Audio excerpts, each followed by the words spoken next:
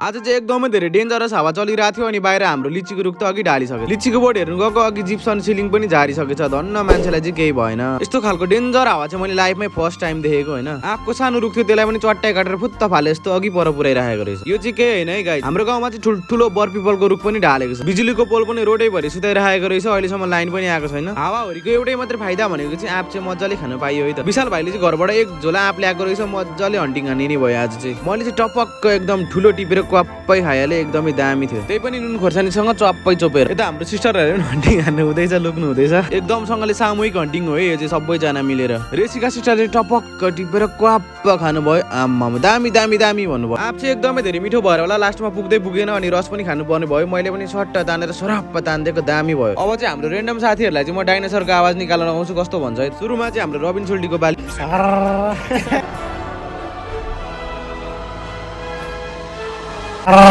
अबको पालो कलुवा साथीको।